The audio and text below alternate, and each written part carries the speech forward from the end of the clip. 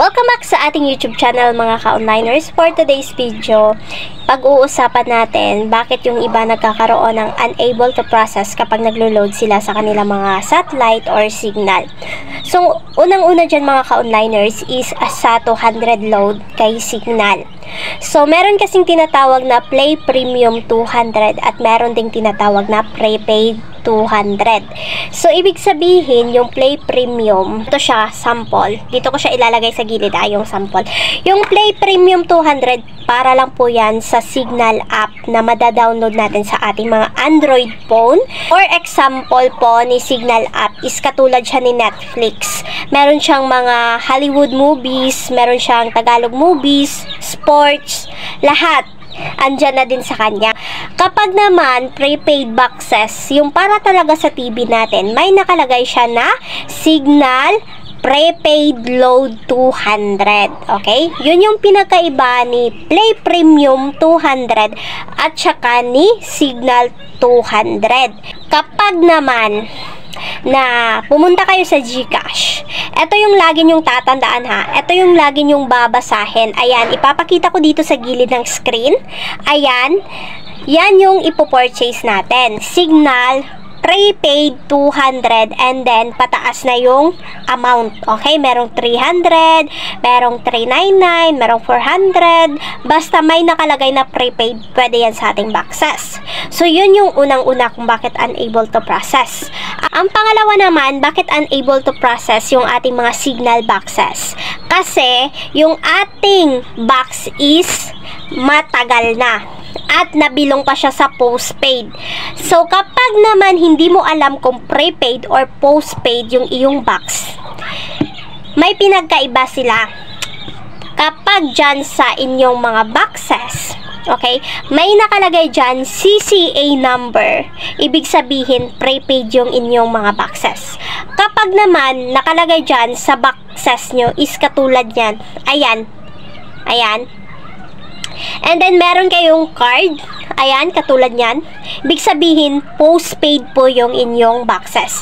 Hindi pwedeng i-load yung mga postpaid na boxes or yung matagal na box sa My GCash. Ang pwede lang po at honored ni GCash na ilo-load is yung mga prepaid account number ng signal at saka ng satellite na kung saan merong makikita sa box nyo na CCA number. Okay?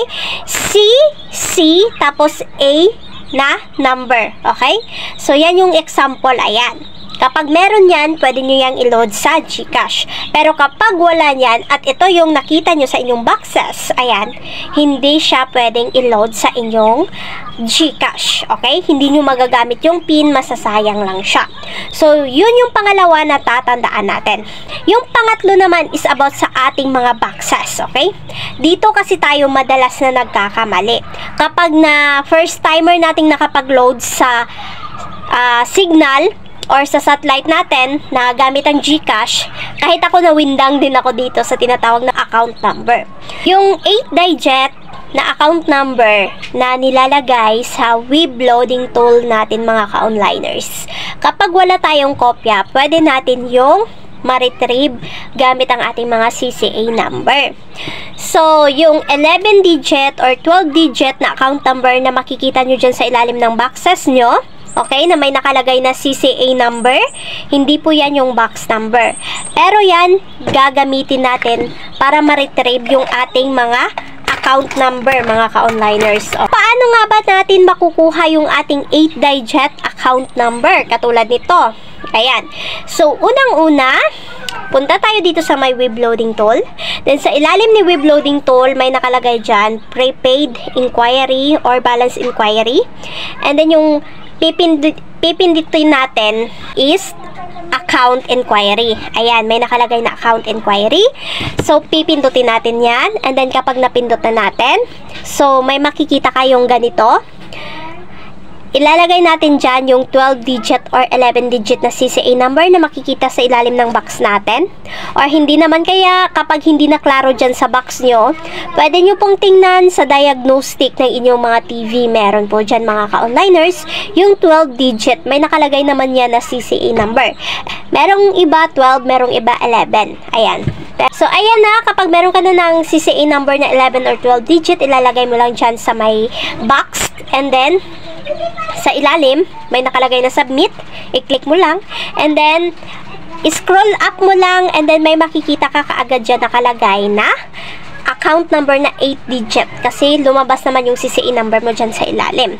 So, yan yung example. Ayan. Yung binilugan ko, yan yung account number mo. And then, yung nasa ilalim, yan naman yung CCA number ng box mo. Take note, kailangan mo yung kopyahin. And then, pumunta ka na sa web loading tool. And then, i-load mo ulit. And then, ayan. Magiging successfully loaded talaga siya. So, yun lang yung lagi nating tatandaan mga ka-onliners. Every situation, meron tayong solusyon mga ka-onliners. Kapag unable to process yung ating mga box, hanggang kaya kong bigyan ng kasagutan, pwedeng-pwede. Pero, hindi naman umabot sa to the point na kailangan nyo akong murahin kapag hindi ako nakareply. Isisi nyo lahat sa akin. Actually, mga ka-onliners, binibigyan ko nga kayo ng mga separated video para meron naman kayong mga guide. Kaso nga lang, minsan talaga, may iba na hindi tinatapos yung video. May iba naman na kapag nagkamali sila ng purchase, kunyari, Play Premium yung nabili nila, ako yung sisisihin nila. Which is, hindi nila binabasa kung ano yung direct na sinasabi ko doon sa video. Yun sana yung ating laging isipin mga ka-onliners. Bago tayo mag-comment sa video ko ng mga hate speech na minumura nyo ako yung may kasalanan, ba't ako nagtuturo ng tutorial, mali-mali din naman, dapat tingnan nyo muna yung step-by-step process natin. Saan ba kayo nagkamali? Ano ba ay yung reason? Bakit ganun? Kasi marami naman talaga kong video na ginagawa para naman maintindihan ng lahat. So, yun lamang mga ka-onliners. Hindi ko po kayo sinisisi. So, akin lang naman is para magkaroon kayo ng bagong kaalaman na pwede pala na kahit kayo na lang mag-load, sayang pa din naman yung mga patong, di ba? Yan yung tatlong dahilan mga ka-onliners kung bakit unable to process yung ating mga boxes ng signal at saka ng ating mga satellite. So, idadagdag ko na lang yung iba pang unable to process mga ka-onliners. Sa next video na ito, lalagyan ko ng part 2 kasi part 1 lang ito.